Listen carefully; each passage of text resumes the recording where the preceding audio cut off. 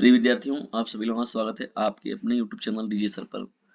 लोगों के अंदर ज्ञान की पूंगी बजाने वाला, न कि गानों का रिमिक्स बजाने वाला।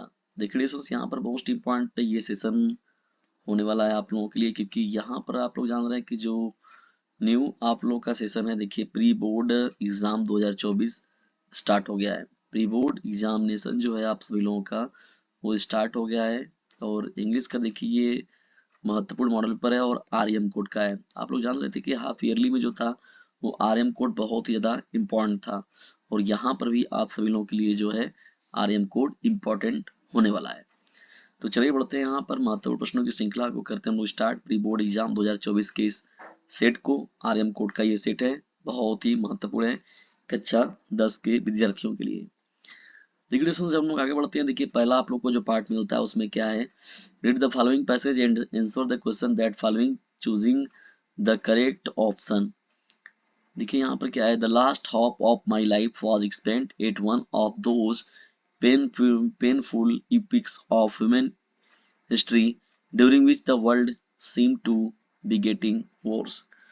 देखिए यहाँ पर मुख्य रूप से अगर देखा जाए तो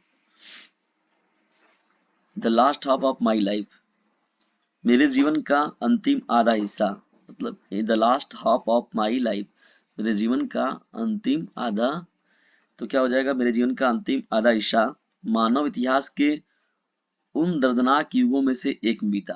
painful epics of human history, मानव इतिहास के उन दर्दनाक युगों में से एक में बीता।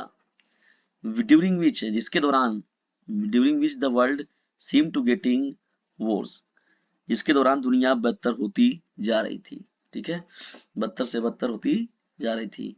Where past victories which had seem to be definitive have turned out to be only temporary, where past victories which had seemed to be definitive have turned out to be only temporary। देखिए जहाँ पिछली जीतें देखा जाए तो जो निश्चित लगती थी वे केवल अस्थायी साबित हुई। जो पिछली जीतें थी वो केवल क्या हुई, एक अस्थायी साबित हो गई। When I was young, when जब, I was young, I was young Victorian, जब मैं युवा विक्टोरियन था। Optimism was taken for granted, तो आशावाद को तुच्छ समझा जाता था। तो आशावाद को, ऑप्टिमिज्म को वाज टेकन फॉर ग्रेटेड को क्या समझा जाता था, तुच्छ समझा जाता था। It was through that freedom and, it was through, यह सोचा गया था कि स्वतंत्रता और समृद्धि धीरे धीरे पूरी दुनिया में फैल जाएगी।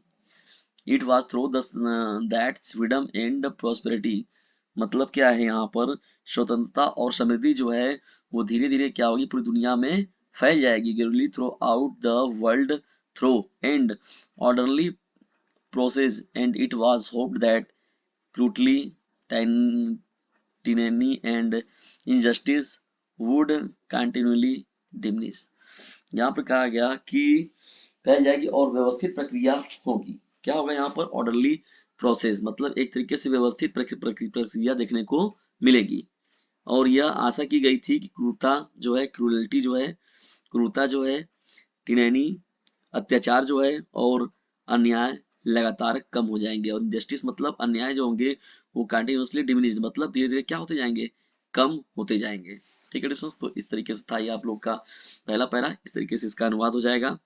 चलिए अब बढ़ते हैं हम लोग। देखिए यहाँ पर जो पूछा गया है आप लोगों से, the author felt sad about the latter of his life because, लेखक को अपने जीवन के उत्तरार्ध में दुख हुआ, क्यों, उत्तरार्ध में जो था वो अपने जीवन में उसको क्यों दुख हुआ, इसके बारे में हम लोग को बात करना है।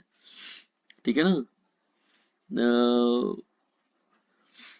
तो देखिए यहाँ पर डिस्कस क्या हो जाएगा, the he was nostalgic about his childhood, the world had not become prosperous, the author had not won any further victories, the wood had painful disturbed during that period of time। देखिए यहाँ पर शुरुआत में ही था आप लोग का painful इपोक्स ना, इपोक्स, तो यहाँ पर डी जो ऑप्शन होगा पहले का आपका राइट हो जाएगा। ठीक है, कुछ वर्डों को भी मिलाकर देखेंगे आप तो वहां से भी मैचिंग मिलता है, तो उससे भी हम लोग मानते हैं कि हाँ ये हम लोग का इस तरीके से राइट होगा। चलिए, the victories of the past, the victories of the past, brought permanent peace and prosperity, ended cruelty, tyranny, and injustice, proved that temporary events filled men with a sense of pessimism. देखिए यहाँ पर जो है victories of past जो था, यहाँ पर देखिए विक्ट्रीज ऑफ पास्ट जो था, यहाँ पर चीजें जब मिली हम लोग को, तो इस तरीके से आपका देखिए ये रहेगा।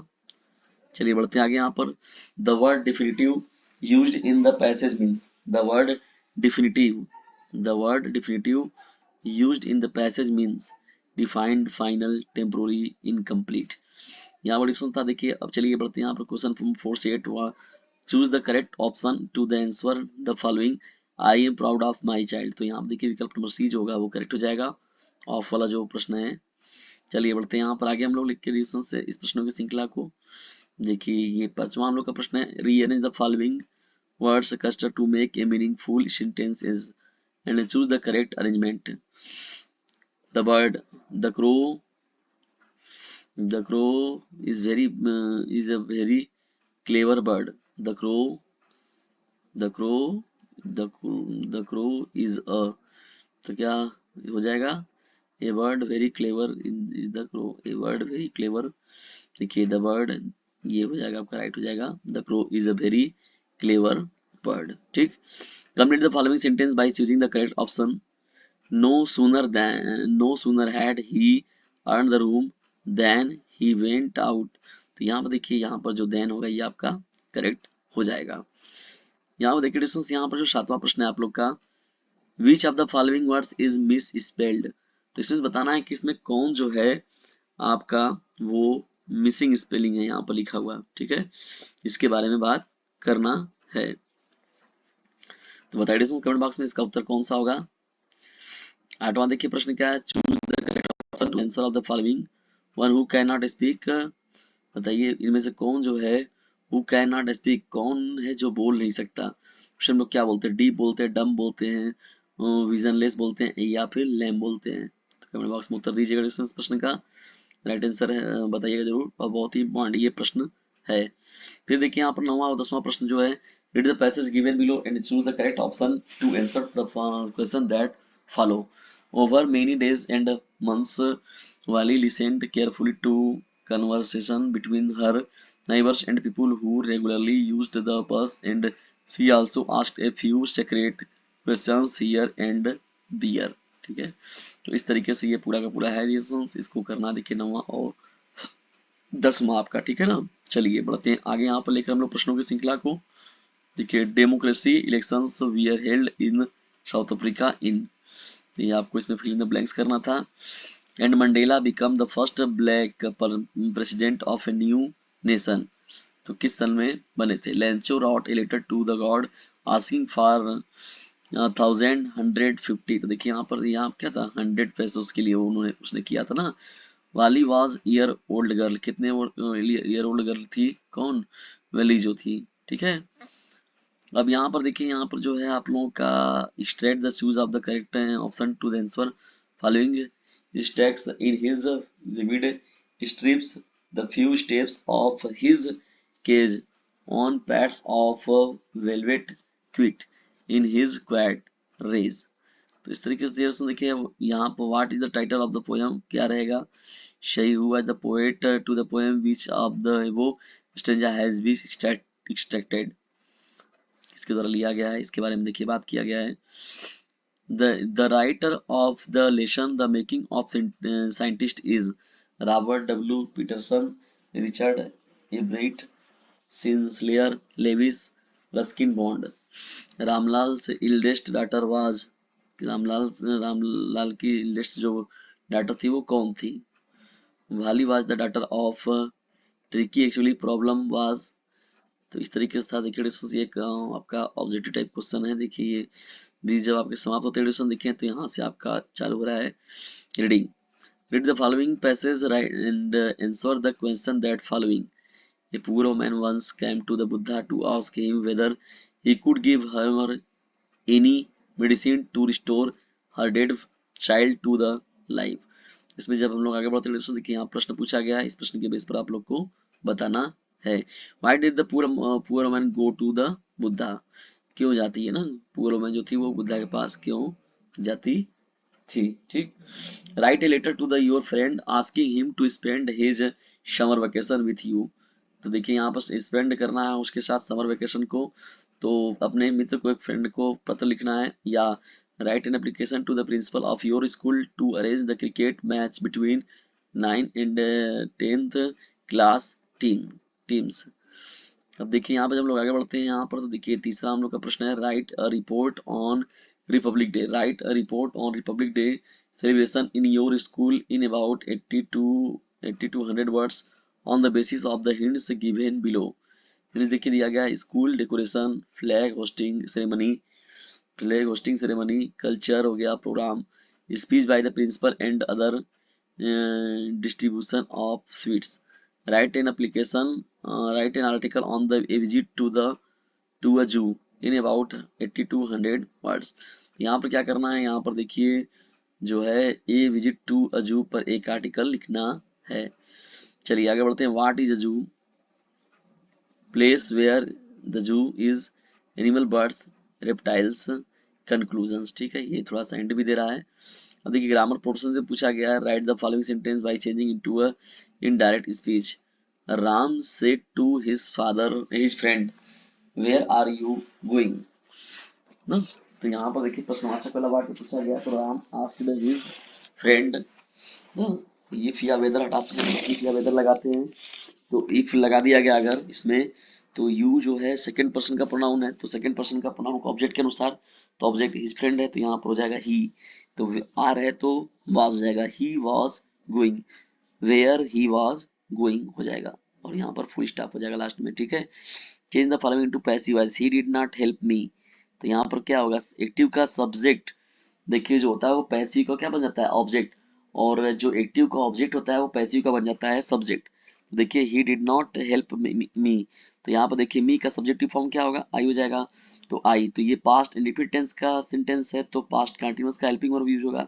तो I was not helped by, he का क्या हो जाएगा ऑब्जेक्टिव रूप, हिम हो जाएगा, तो I was not helped by him, I was not helped by him, I was not helped by him. ठीक है, ये इसका राइट आंसर हो जाएगा।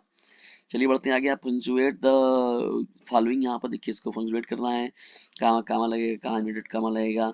ठीक है ना, द टीचर देखिए यहाँ कैपिटल हो जाएगा, यहाँ पर कामा हो जाएगा, यहाँ पर said to the student, comma not comma, do not pluck the flowers, full stop हो जाएगा, कहाँ पर ये बताना है इसमें। ठीक है, translate the following into English में, मतलब जो दिया गया है उसको इंग्लिश में क्या करना है, आप ट्रांसलेट करना है।